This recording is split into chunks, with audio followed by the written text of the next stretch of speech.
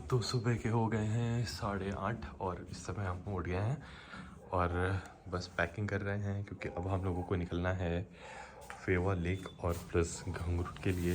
तो अभी हम अपना सामान पैक करके यहाँ से बहुत ही जल्दी निकलते हैं। पहले मैं खा लेता हूँ थोड़ा सा ड्राई फ्रूट। आइए देखते हैं विंडो से बाहर क्या दिखता है। ओह वाह, विंडो से माउंटेन का नज़ारा, क्या बात है। तो चलिए हम बाहर निकल कर देखते हैं। और अभी 9 बज गए हैं और हम पोखरा लेक के पास खड़े हुए हैं अपनी बालकनी पर। बहुत ही अच्छा लग रहा है। हम यहाँ जो भी घर बने हुए हैं सारे कलरफुल हैं और आप हमारी कार देख सकते हैं, वो सामने पार्क है। हमने पहले शॉप के सामने पार्क की थी लेकिन मार्केट ओपन होने की वजह से सामने पार्क करनी पड़ी। इंडिया की तरह यहाँ भी कुछ शॉप 7 AM के अराउंड ओपन हो जाती है, बाकी की मेन मार्केट 10 AM पर ही ओपन होती है। सब कुछ सेम है, लोगों का उठना बैठना रहन सहन सब सेम है। इस समय सुबह के 9 बज रहे हैं पर सामने का मौसम देखकर ये लग रहा है कि अभी यहाँ पर 7 बज रहे हैं। धूप निकलना स्टार्ट हो गई है और सामने सब कुछ बहुत ही ज़्यादा खूबसूरत लग रहा है।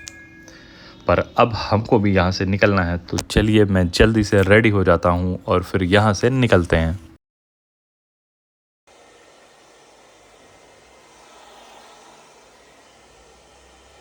तो गाइस हम लोग हो गए हैं रेडी। अब हम लोग जा रहे हैं फेवा लेक पोखरा में, जो यहाँ से बस 5 मिनट की दूरी पर है। और फेवा लेक एक्सप्लोर करने के बाद फिर आगे का व्लॉग अपलोड करते हैं। और अब मुझे जोरों की भूख लग रही है, तो नीचे चलकर हम कुछ खाते हैं। ये है प्रिया गेस्ट हाउस, जहाँ पर हमने आज स्टे किया है।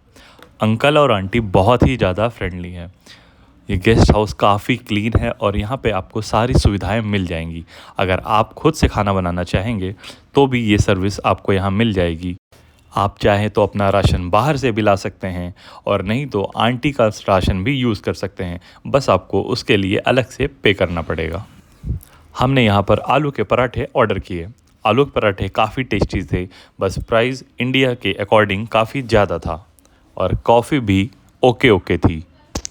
उसके बाद हमने लिया ये नेपाल का पानी, जिसका नाम था नेपा फ्रेश। शायद ये नेपाल के पहाड़ों से निकल कर आता है। आंटी अंकल से बात करने के बाद हमने उनका हिसाब किया और बाहर निकले। नीचे जनरल स्टोर पर हमने रेड बुल खरीदी, जिसका प्राइस 250 रुपीज़ नेपाली था। रहने दीजिए, हो जाएगा, पॉलीथीन नहीं। Thank you. यहाँ पे हमने ली है रेड बुल, जिसका प्राइस इंडिया में 125 रुपीज़ होता है। और आप देख सकते हैं यहाँ पे किस तरह लोगों का रहन सहन है। और अब हम चल के अपनी कार में बैठते हैं और यहाँ से फेवा लेक को निकलते हैं। हमने रात में जो गेस्ट हाउस डिसाइड किया वो इसलिए पास का डिसाइड किया जिससे अगले दिन हम अपना सफ़र जल्दी स्टार्ट कर सकें। और ये सामने हमारे जो आप देख रहे हैं ये फेवा लेक है। पोखरा की मार्केट फेवा लेक के बगल ही है। आप फेवा लेक और पोखरा की मार्केट दोनों को एक साथ कवर कर सकते हैं। अब हम फाइनली पहुंच गए हैं फेवा लेक, तो अपनी कार को हम यहां पर पार्क करते हैं और फिर निकलते हैं।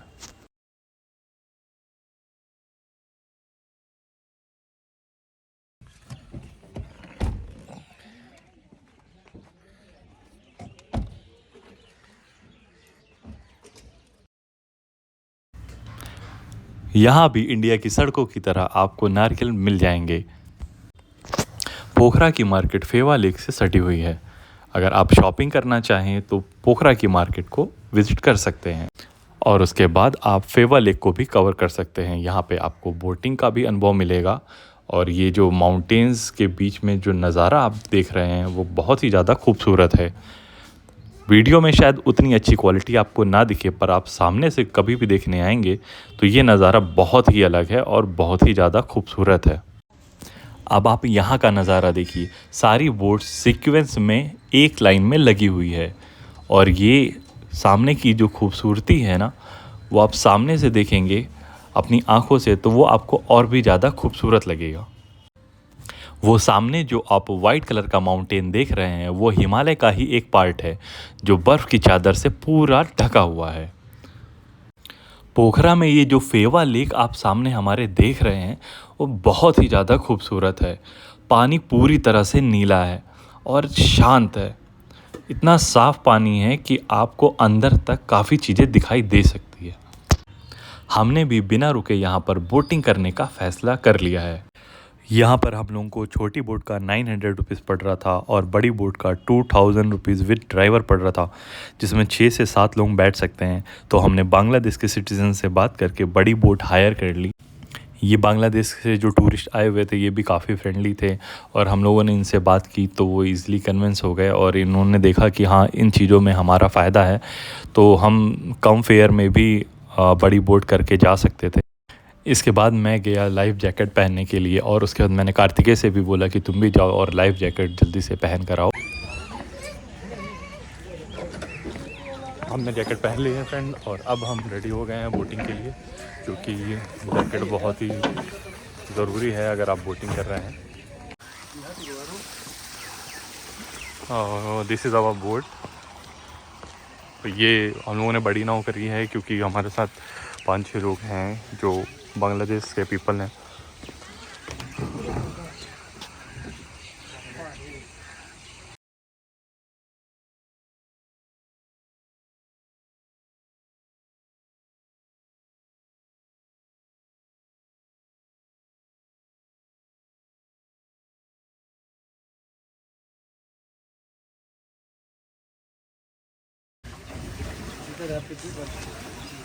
हम पेडल लगे तो और जोर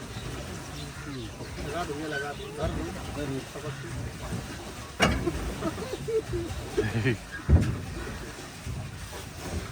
ये पेडल बोट है, आप जितना पेडल मारोगे आप उतना ही तेज चलेगा ये। या गो।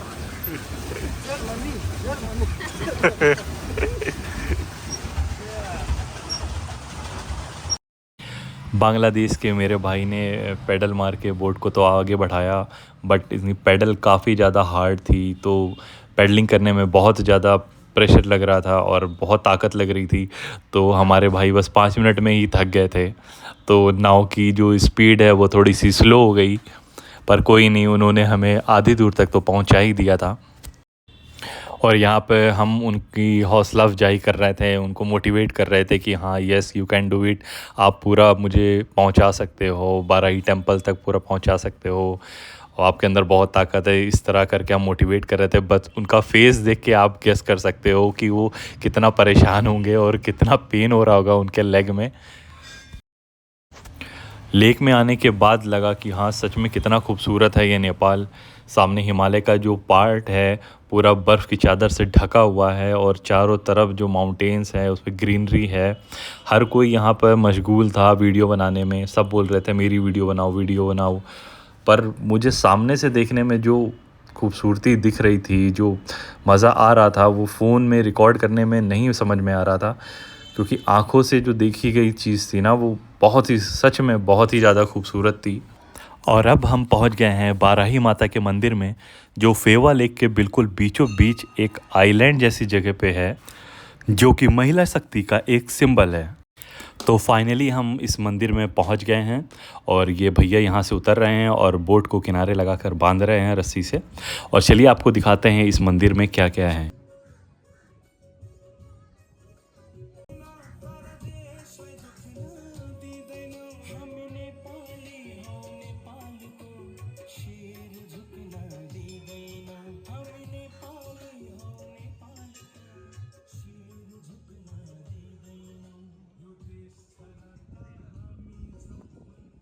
बहुत ही मतलब प्यारा मंदिर, आप देख सकते हैं चारों तरफ से बहुत ही प्यारा व्यू आ रहा है चारों तरफ से। लेक के बिल्कुल बीचों बीच ये मंदिर है बना हुआ है, जो नेपालियों का बहुत ही ज़्यादा फेमस मंदिर। हमारे पीछे कबूतरों का एक झुंड फैला हुआ है और ओह वाह, ये जो अद्भुत नज़ारा आप देख रहे हैं ना, ये बहुत ही प्यारा था। और ये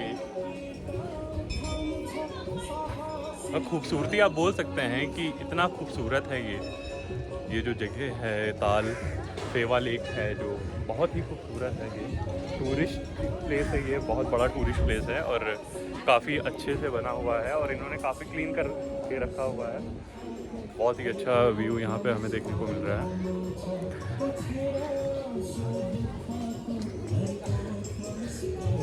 यहाँ पर कबूतरों की मात्रा काफ़ी ज़्यादा है यहाँ पे।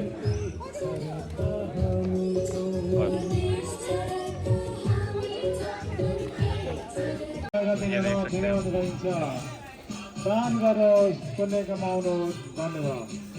काफ़ी संख्या में यहाँ कबूतरों की है। और तो अब हम लोग चल रहे हैं यहाँ पे बाराही देवी मंदिर में दर्शन करने। और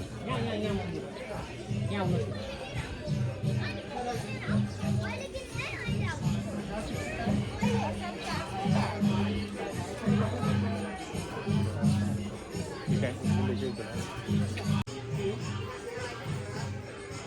छोटा नहीं है।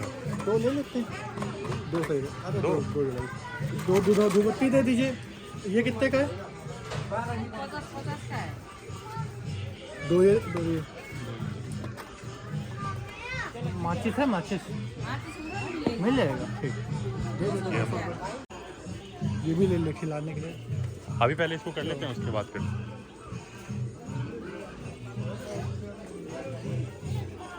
उसके बाद हम कर लेंगे।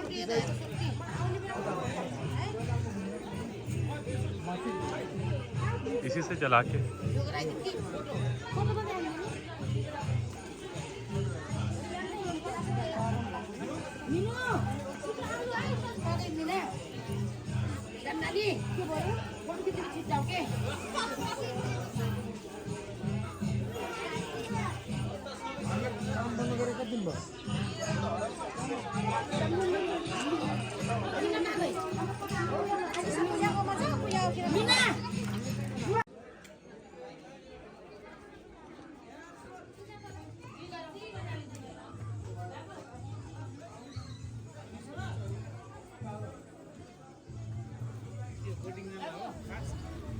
नेपाल के पोखरा में फेवा लेक में स्थित ये जो मंदिर है बाराही देवी ताल मंदिर नाम से, ये काफ़ी ज़्यादा प्रसिद्ध है और नेपाल के लोगों का ये धार्मिक तीर्थ स्थल भी आप बोल सकते हैं।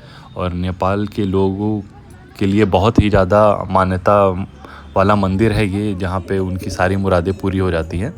तो यहाँ पर पूजा करने के बाद फिर हम लोगों ने कबूतरों को दाने खिलाए, क्योंकि यहाँ पे माना जाता है कि कबूतरों को आप दाना खिलाते हैं तो वो शुभ होता है।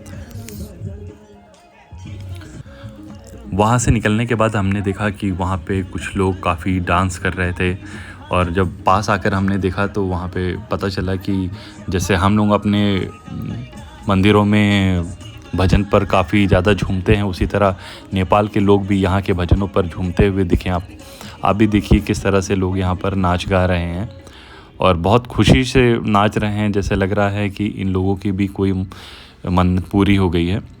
इसके बाद यहाँ पे नाव वाले भैया आगे हम लोगों को बुलाने, क्योंकि यहाँ पर सिर्फ 30 मिनट का ही स्टे होता है, उसके बाद आपको वापस जाना होता है। तो हम लोग भी सबको इकट्ठा कर कर फिर वापस जाने लगे। उन्होंने बोला कि हर कोई रेडी है, बस आपका ही वेट कर रहे हैं, तो हम लोग भी आ गए यहाँ पर।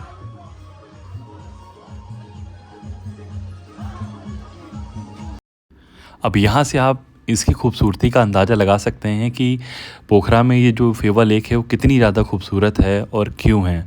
चारों तरफ माउंटेन्स हैं और बीच में ये साफ़ झील जो बहुत ही एक अलग सुकून दे रही है।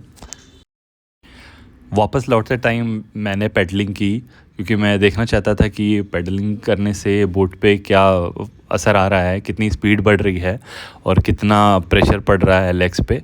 तो मैंने पेडलिंग की और मैंने पूरी पेडलिंग की जहाँ से मंदिर स्टार्ट होता है और जहाँ पर लास्ट हमको जाना है, प्रॉपर पूरी पेडलिंग मैंने ही की। हाँ, मेरे लेग्स ज़रूर बोल गए, पर मुझे सुकून भी बहुत मिला, क्योंकि काफ़ी अच्छा लग रहा था। एक अलग सुकून ये दे रहा था इन पहाड़ों के बीच में एक अच्छी सी झील में पेडलिंग करना। स्टार्टिंग में तो मैंने पेडलिंग काफ़ी जल्दी की, जिससे हम जल्दी पहुंच जाएं, पर फिर मैंने सोचा कि अगर हम जल्दी पहुंच जाएंगे तो ज़्यादा टाइम तक यहाँ पर नहीं रुक पाएंगे, इसलिए फिर मैंने पेडलिंग स्लो कर दी, जिससे हम काफ़ी टाइम तक यहाँ पे रहें और चीज़ों को देख सकें। फेवा लेक से निकलने के बाद हम लोग अपनी कार में पहुँचे और फिर हम लोग गांद्रू के लिए निकल पड़े। अब यहाँ से स्टीयरिंग मैंने संभाली, क्योंकि अब ड्राइविंग की बारी मेरी थी। तो मार्केट को देखते हुए हम आगे गांधरुक का रास्ता पता करते हुए आगे बढ़े और हम लोगों ने एक अच्छी प्लेलिस्ट लगाई जिससे हमारा रास्ता अच्छा कटे और बिल्कुल भी बोर ना हो। पर आपको मैं ये प्लेलिस्ट नहीं सुना सकता क्योंकि YouTube इसकी परमिशन नहीं देता है। और इस समय दिन के 12 बज चुके हैं और हम पोखरा से निकल ही रहे हैं। तभी मुझे लगा कि हमारी कार के टायर में हवा का प्रेशर कम, तो हम यहाँ पर अपने टायर की हवा चेक करते हैं और आसपास देखते हैं कि हमें कोई टायर शॉप ऐसे मिल जाए जहाँ से हम अपनी कार के टायर में हवा भरा सके। यहाँ पर हमें एक टायर शॉप मिली पर इनके पास हवा भरने की मशीन नहीं थी, तो इन्होंने बोला यहाँ से आगे जाने पे आपको शॉप मिल जाएगी। तो हम निकल पड़े गांधरुक की ओर। गाड़ी चलाने का जो सबसे असली मज़ा होता है ना, वो पहाड़ों पे ही होता है। चारों तरफ पहाड़, हरियाली और बस चलते जाओ, गाड़ी चलाते जाओ, एक सुकून मिलता है पहाड़ों पर गाड़ी चलाने में। फेवा लेक से निकलने के बाद अभी तक हम लोगों ने कुछ भी नहीं खाया और हमें भूख भी लग रही थी, तो हम लोगों ने ब्रेक पॉइंट पे गाड़ी रोक कर कुछ नाश्ता किया। बहुत ही अच्छा व्यू है, पूरे रास्ते आपको हिल्स दिखेंगे और काफ़ी अच्छा व्यू आपको देखने को मिलेगा। इस जगह पे जहाँ अभी मैं रुका हुआ हूँ ये घट्टी कोला है। घट्टी कोला में ये कुकरी चाय पॉइंट है और यहीं पर रुके हुए हैं। बस 5 मिनट के ब्रेक के बाद चाय पीने के बाद हम लोग यहाँ से गंडरूक जाएंगे और फिर आगे की चीज़ें देखते हैं कि हमें अभी आगे क्या एडवेंचरस मिलने वाला है। वैसे सुना काफ़ी है गंडरूक के बारे में कि वहाँ पे बहुत ही अच्छा व्यू आता है, एक जो प्योर नेचर जिसे आप कह सकते हैं वो है। तो आई होप कि वहाँ पे हम लोगों को इतना अच्छा व्यू मिले कि आप लोगों को भी मैं दिखा सकूँ कि आप लोग भी कभी आए और गंडरूक को ज़रूर एक्सप्लोर करें। ठीक है, तो मिलते हैं फिर अगली वीडियो में। और मैं आपको एक चीज़ और दिखाना चाहूँगा कि यहाँ की जो महिलाएं हैं, पारंपरिक जो इनका पहनावा है और इनके जो काम है, ये बहुत ही मेहनती होते हैं। और आप देख सकते हैं मेरे पीछे जिस तरह से ये अपना इतना भारी पत्तों का पेड़ का जो बंडल लेके अपने साथ जा रही हैं, वो काफ़ी भारी होता है। बट ये इन हैबिचुअल हो गई हैं और बहुत मेहनत करती हैं, तब इस वजह से इनकी एज भी काफ़ी, कह सकते हैं कि काफ़ी लंबे दिनों तक इनका जो जीवन काल होता है वो है इनका। इसके बाद मैं और कार्तिक ये डिस्कस कर रहे थे कि अभी कितनी दूर हमें चलना है और रास्ते तो हमें दिख रहे हैं पर हमारी जो मंजिल है वो हमें दिखाई नहीं दे रही थी। हम ये एक्सपेक्ट कर रहे थे कि हो सकता है शाम को 7 बजे तक हम फाइनली गांधरुक पहुंच जाएं।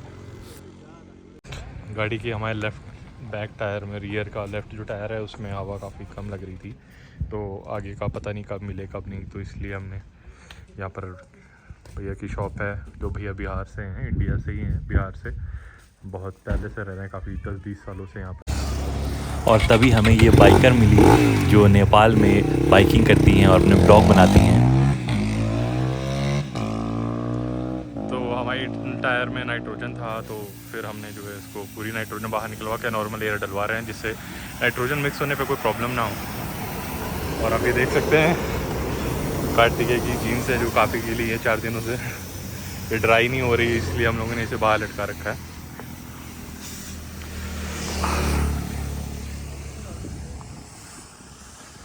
नेपाल में भी काफ़ी वर्क हो रहा है। आप देखिए किस तरह से ये पहाड़ को काट के रास्ता बना रहे हैं और इसी तरह पहाड़ को काट के रास्ता बनाया जाता है।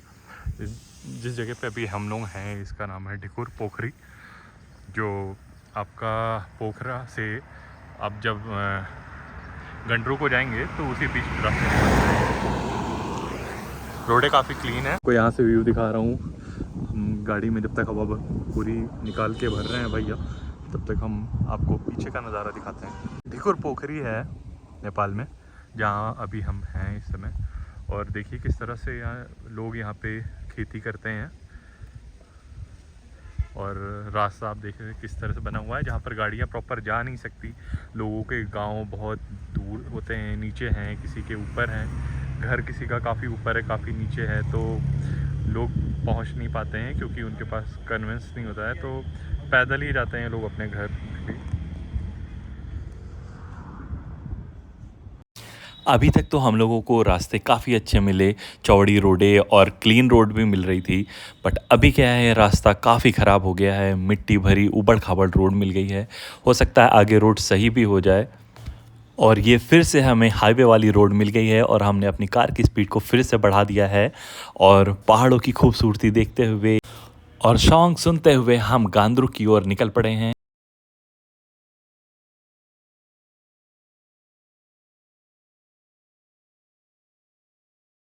और यहाँ से ये रास्ता हमारा जाएगा बांगडुंग, जहाँ से हम नए पुल से टर्न लेंगे गांद्रुक के लिए। हम गांद्रुक के जितने करीब होते जा रहे हैं यहाँ से व्यू उतना ही खूबसूरत होता जा रहा है।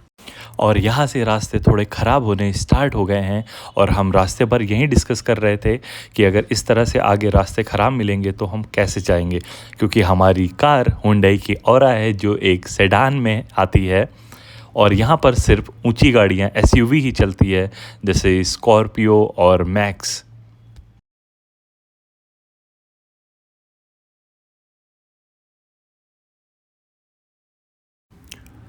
कहीं कहीं रास्ते बहुत ही बेकार हैं, ऊबड़ खाबड़ और गड्ढे भरे हैं और कहीं कहीं बहुत ही साफ़ सुथरी और क्लीन रोड है।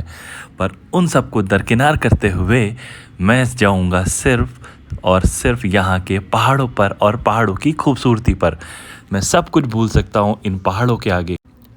ये हरे भरे पेड़, नीले झरने, साफ़ सुथरी सड़कें, हर तरफ हरियाली और पहाड़, सब कुछ अचंभित कर देता है। एक अलग ही सुकून मुझे दे रहा है कि मैं आपको क्या ही बताऊं।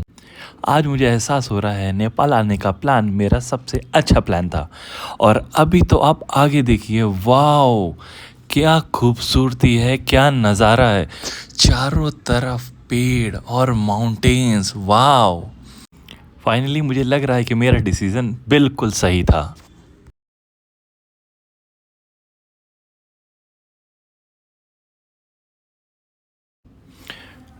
और ये क्या, अचानक फिर से रोड ख़राब, एक और गड्ढा। पता नहीं ये गड्ढा कितना गहरा है। रुकिए मैं इसे चेक कर लेता हूँ कि ये गड्ढा ज़्यादा गहरा तो नहीं है, क्योंकि पहाड़ों के रास्ते में कुछ भी हो सकता है, तो इसलिए कोई भी लापरवाही बरतना हमारे लिए अच्छी बात नहीं है। चलो ये तो पता चल गया ये गहरा गड्ढा नहीं है, चलती फिरती रोड है, इसलिए शायद ये ज़्यादा गहरा नहीं है, बिल्कुल एकदम प्लेन रोड है। थोड़ा बहुत गड्ढा हो गया है जिस वजह से पानी भर गया है और हमारी कार इजीली आ जाएगी। एक्चुअली सेडान है तो हमें इसका काफ़ी ध्यान देना पड़ रहा है, क्योंकि पहाड़ों पर सेडान चलाना बहुत मुश्किल काम होता है। पर हमारा कार्तिकेय जो है बहुत ही प्रो ड्राइवर है, इसलिए हम अपनी गाड़ी कहीं भी लेके जा सकते हैं। और ये देखिए ऊपर चढ़ाने में थोड़ी सी मशक्क़त, और एक बार फिर से हमें एक अच्छी रोड मिल गई है जिससे हमने गाड़ी की स्पीड फिर से बढ़ा ली है और नज़ारे भी काफ़ी खूबसूरत है और कार्तिकेय ड्राइविंग का लुक। पर मेरा मन हो रहा था कि मैं कार की छत पर जाकर बैठ जाऊं, क्योंकि ये नज़ारे फिर ना मिलने वाले हैं। ये क्या, फिर से रास्ते ख़राब। इस बार तो गाड़ी पक्का फंसने वाली है। चलिए देखते हैं नेक्स्ट वीडियो में क्या होता है।